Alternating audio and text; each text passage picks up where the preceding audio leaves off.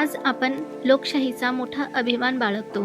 आपण म्हणतो, भारत जगातील सर्वात मोठी लोकशाही असलेला देश आहे. पण प्रश्न असा आहे, फक्त मोठी लोकसंख्या म्हणजे लोकशाही असते का?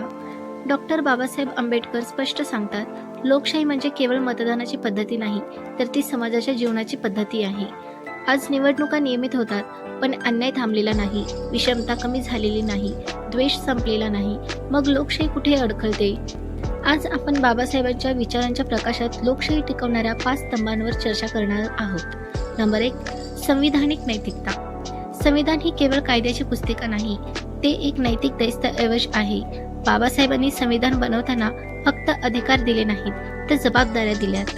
संविधानिक नैतिकता म्हणजे कायद्याचे पालन, बहुमत असूनही अल्पसंख्याकांचा सन्मान, सत्तेचा संयमाने वापर.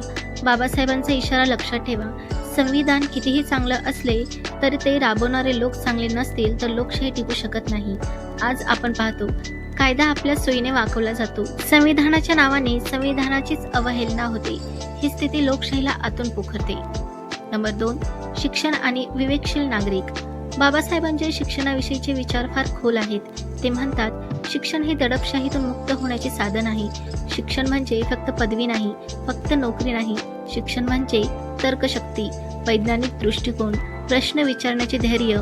आज अपवाद, द्वेष, खोटे इतिहास हे शिक्षणाच्या अभावामुळे पसरतात. लोकशाहीत भावनिक नागरिक धोकादायक असतो. विवेकी नागरिक लोकशाही वाचवतो. नंबर 3. सामाजिक लोकशाही. हा बाबासाहेबांचा सर्वात मूलभूत विचार आहे. ते ठामपणे सांगतात, राजकीय लोकशाही टिकवायची असेल तर आधी सामाजिक लोकशाही निर्माण झाली पाहिजे. सामाजिक लोकशाही म्हणजे जाती व्यवस्थेचा अंत, स्त्री पुरुष समानता, धार्मिक समभाव. जर समाजात माणसाची किंमत त्याच्या जन्मावरून ठरत असेल तर लोकशाही केवळ नाटक ठरते. मतदानाचा अधिकार सगळ्यांना आहे, पण सामाजिक प्रतिष्ठा सगळ्यांना नाही. ही विसंगती बाबासाहेबांनी ओळखली होती. नंबर 4. घटनात्मक व अहिंसक संघर्ष. बाबासाहेब क्रांतिकारक होते, पण हिंसेच्या विरोधात होते.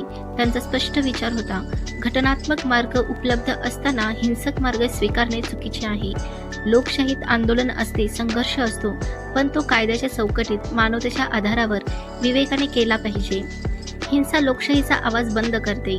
नंबर 5. नायक पूजा.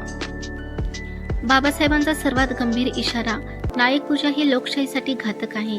नायक पूजेमुळे प्रश्न विचारणे बंद होते, व्यक्ती देव बनते, संविधान मागं पडते. लोकशाहीत नेता सेवक असतो, नागरिक मालक असतो. बाबासाहेब स्वतः म्हणाले, माझ्याशी असहमत व्हा, पण विचार सोडू नका. मित्रांनो, लोकशाही वाचवायची जबाबदारी फक्त सरकारची नाही, ती तुमची, माझी, प्रत्येक नागरिकाची आहे. जर आपण संविधान वाचवले नाही, प्रश्न विचारले नाहीत, अन्यायाला विरोध केला नाही, तर इतिहास विचारेल, तुम्ही लोकशाही गमावताना काय करत होतात. आज बाबासाहेबांना अभिवादन करण्याचा खरा मार्ग एकच आहे, संविधान जगा, संविधान वाचवा. जय भीम, जय संविधान.